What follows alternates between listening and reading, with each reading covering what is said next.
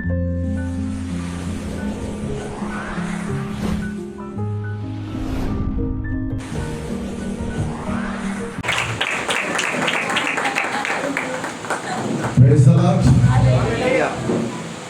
मुक़द्दस हयात अक़दस और फ़ातिह अजल खुदावंद यीशु मसीह के सुंदर जलाली और फतामंद नाम में आप सबकी सलामती हो। आपकी भी सलामती। आए जो मेरे साथ खुदा का कलाम रखते हैं वो हवाला निकालेंगे। मरकुस की मार्फत लिखा गया इंजीली बयान उसका दूसरा बाब और उसकी 17वीं आयत का आज हम मुताला करेंगे। और कलाम मुक़द्दस में कुछ यूं मरकूम है, यीशु ने ये सुनकर उनसे कहा, तंदुरुस्तों को तबीब की जरूरत नहीं बल्कि बीमारों को। मैं रास्तबाजों को नहीं बल्कि गुनाहगारों को बुलाने आया हूँ। पाक कलाम का पढ़ा और सुना जाना हम सब के लिए बाइस से बरकत हो। आप सब बैठ सकते हैं। मेरे अजीज बहन भाइयों, आज बड़ा खूबसूरत कलाम जो खुदा ने मुझे दिया, मरकुस की मार्फत लिखा गया इंजीली बयान। बहुत सारे लोग मरकस लफ्ज भी इस्तेमाल करते हैं, वो गलतुल आम लफ्ज है, करेक्शन कर लीजिएगा। सही लफ्ज जो इस्तेमाल किया जाता है वो मरकुस है। क्या लफ्ज है? मरकुस। और मरकुस जो रसूल नहीं था,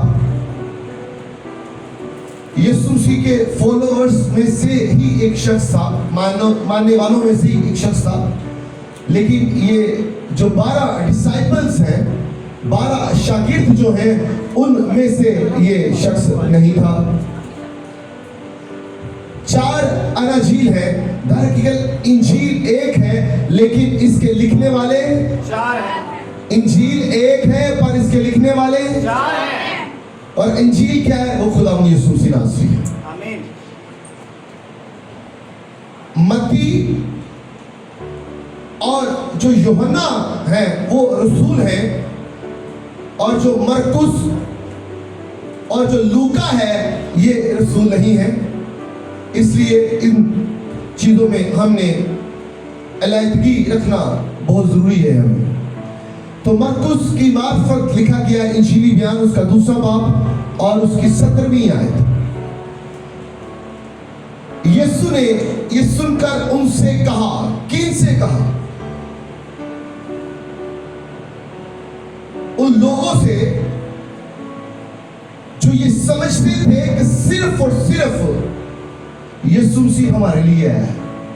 हमने यीशु मसीह के कॉपीराइट्स खरीदे हुए हैं, यीशु हमारा है। जिस तरह आज भी बहुत सारे लोग ये कहते हैं कि यीशु सिर्फ साडा ही है। मैं आपको बताना चाहता हूं, यीशु सबका है।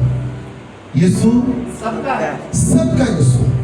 मसीहियों ने कोई ठेका नहीं लिया हुआ, मसीहियों के पास कोई कॉपीराइट्स नहीं है कि सिर्फ यीशु खुदा यीशु मसीह मुजस्सम कलाम सिर्फ उसका है।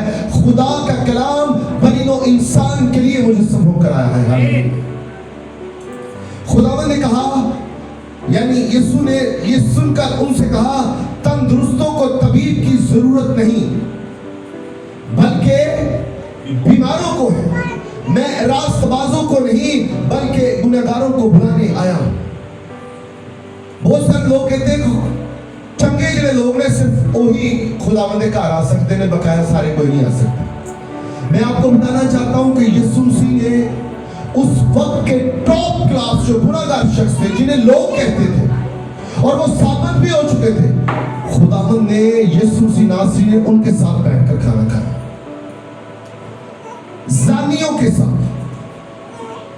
नजायज फरोशों के साथ, सूदखोरों के साथ खुदावंद यीशु मसीह का उठना बैठना था। ये मत्ती कौन था? ये मसूल लेने वाला था। मसूल ने चौकी के ऊपर बैठकर मसूल लिया करता था। ज़कई कौन था? मरियम मगदलीनी कौन थी? ज़ानिया औरत थी, एन फेल पर पकड़ी गई, जिसके बारे में यीशु ने कहा कि सबसे पहला पत्थर वो उसको मारे जिसने कभी गुनाह न किया। तो आज कोई ऐसा शख्स ईमानदारों की जमात में आ जाए तो हमें वो शख्स बड़ा नागजीर गुजरता है, एक ही बंदा करना हो गया थी, इंदा की काम बंदस।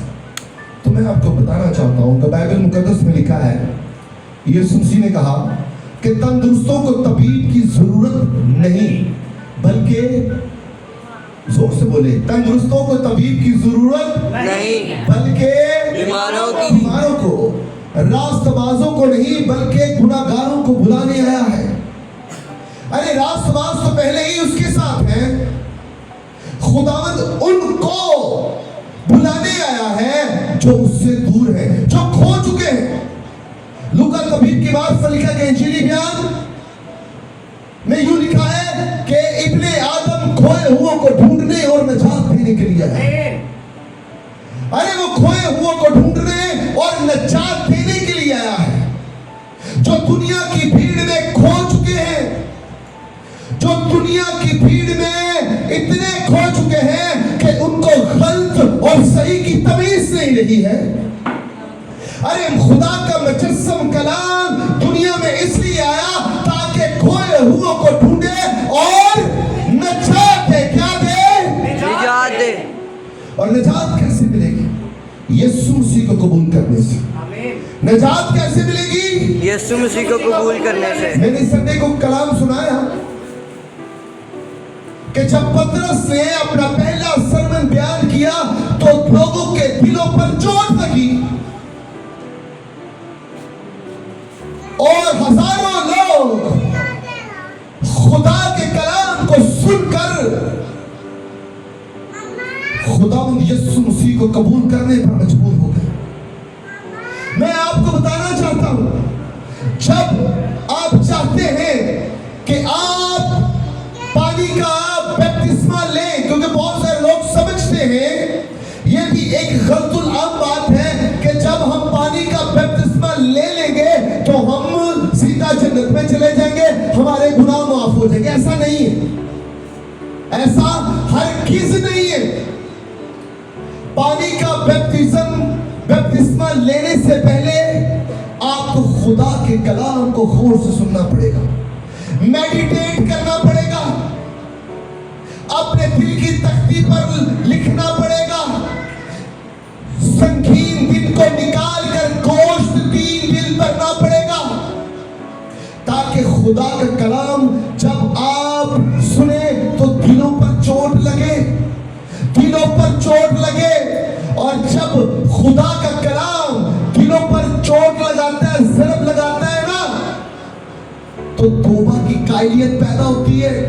लोग पहले जैसे नहीं रहते, सारों सार रोना शुरू कर देते हैं, फूट फूट कर रोना शुरू कर देते हैं, अपनी जिंदगी पर रोना शुरू कर देते हैं कि किस तरह की जिंदगी हम गुजार रहे थे, लेकिन खुदा के कलाम ने हमारी बंद आंखों को खोल दिया है। हालेलुया। खुदा का कलाम हमारे दिलों पर चोट लगाता है, और जब चोट लगती है तो तौबा की कायलियत पैदा होती है, इंसान तौबा करता है और खुदावंद यीशु मसीह नासरी को कबूल कर लेता है, क्योंकि उसकी आंखें खुल जाती हैं और उसको उसके बाद नई पैदाइश का तजर्बा हो जाता है, नई पैदाइश उसकी जिंदगी में आ जाती है। अब वो पहली हालत में नहीं रहता, पहले वो मर चुका था। जब उसने यीशु को कबूल किया और यीशु ने उसको कबूल कर लिया तो वो पहले जैसा ना रहा, बल्कि वो बदल गया। हालेलुया। और जब वो बदल जाता है, नई पैदाइश का तजर्बा हो जाता है उसको, तो फिर वो अल्लाह ऐलान करता है कि अब मैं जिंदा न रहा, बल्कि मसीह मुझ में जिंदा है, बल्कि मसीह मुझ में जिंदा है। फिर वो क्या कहता है हबशी खोजा की तरह, अरे पानी यहाँ पर मौजूद है और मैं भी हूँ और तू भी है, अब मुझे कौन पानी का बपतिस्मा लेने से रोक सकता है? हम मुझे कौन खुदा की कुर्बत से जुदा कर सकता है? डायरेक्ट आपको पानी का बपतिस्मा नहीं लेना चाहिए, और पानी का बपतिस्मा निजात नहीं है। यीशु मसीह को शख्सी निजात दहिंदा कबूल करने के बाद आप निजात याफ्ता होते हैं, और सिर्फ कह देने से निजात याफ्ता नहीं होंगे, उसके कलाम के ऊपर मेडिटेट करना पड़ेगा। सुबह उसको दोपहर शाम कलाम की डोज लेनी पड़ेगी और उसके बताए हुए रास्ते पर अमल करना पड़ेगा। जब हम हौज में आपको पादरी उतारता है ना, तो जब आप पानी में खड़े होते हैं तो आप इकरार कर रहे होते हैं कि मैं मर रहा हूं। क्या कर रहा हूं? मर रहा हूं। मैं मर रहा हूं, अपनी पुरानी जिंदगी को मार रहा हूं। और जब एक पादरी या प्रीस्ट आपको पकड़कर पानी के नीचे लेके जाता है ना, तो वो क्या इजहार होता है कि मैं दफन हो रहा हूं। मैं क्या हो रहा हूं? दफन। और जब पानी से आपको पादरी बाहर निकालता है ना, तो वो क्या? मैं जिंदा हो गया हूं। हालेलुया, मैं जिंदा हो गया हूं। अब मैं जिंदा न रहा, बल्कि मसीह मुझ में जिंदा है। मसीह मुझ में जिंदा है। फिर मैं आपको बताऊंगा, आप मर कर भी कभी नहीं मरेंगे। फिर आप मर कर भी कभी नहीं मरेंगे। इसलिए खुदा यीशु मसीह ने कहा कि मेरे पास आओ, मेरे पास आओ। लिखा है मत्ती 28वां बाब उसकी 11वीं आयत में, 11वां बाब उसकी 28वीं आयत, ऐ बोझ के थके मांदे लोगों, सब मेरे पास आओ, सब मेरे पास आओ, मैं तुम्हें जिंदगी का आराम दूंगा। हालेलुया। मैं डॉक्टर चंद पल का आराम देता है, एक दिन का, 2 दिन का, लेकिन यीशु डॉक्टरों का डॉक्टर है, तबीबों का तबीब है। जहां पर डॉक्टरों तबीबों की अकल खत्म होती है, मेरे मसीहा की कुदरत का आगाज होता है। आमीन। वो आपको जिंदगी का आराम देगा। अब यीशु ने कहा 17वीं आयत में, ये सुनकर उनसे कहा, तंदुरुस्तों को तबीब की जरूरत नहीं है, जेड़े पहले ठीक ने उनको ठीक करना, जेड़े पहले ठीक ने उन्होंने ठीक करने की लोड़ पई है। लिखा है तंदुरुस्तों को तबीब की जरूरत नहीं, बल्कि बीमारों को, मैं रास्तबाजों को नहीं, बल्कि गुनाहगारों को बुलाने आया हूं। हालेलुया। खुदा का कलाम हमने उन लोगों तक पहुंचाना है मेरे अजीजों।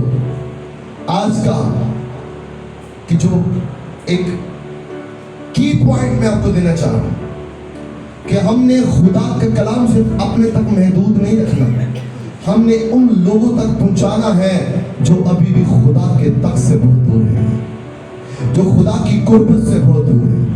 किसी शख्स ने कहा कि घर घर में अंजील सुनाएंगे, जोर से बोले, घर घर में अंजील सुनाएंगे, प्यारे यीशु का नाम बताएंगे, ऐसा छेड़ेंगे मिलकर, बनाना, जाग उठेगा सारा जमाना, भूले भटकों को राह पर लाएंगे, प्यारे यीशु का नाम बताएंगे। Praise the Lord. मैं आपको बताना चाहता हूँ, यकीन जाने, यकीन जाने, आपका मिशन ये होना चाहिए, आपका मिशन ये होना चाहिए।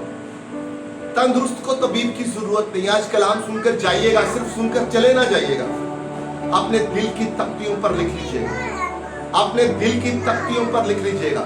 मैं आपको बताना चाहूंगा, अगर आपके वसीला से एक बंदा भी बच गया ना, एक बहन या एक बेटी या एक भाई या एक बेटा बच गया ना, तो यकीन जाने किताबे हयात में आपका नाम, आमीन, किताबे हयात में आपका नाम लिखा जाएगा, लिखा जाएगा और आप पहले जैसे रहेंगे। Hallelujah, hallelujah, hallelujah. जोरदार तालियां खुदा के खिलाफ, जोरदार।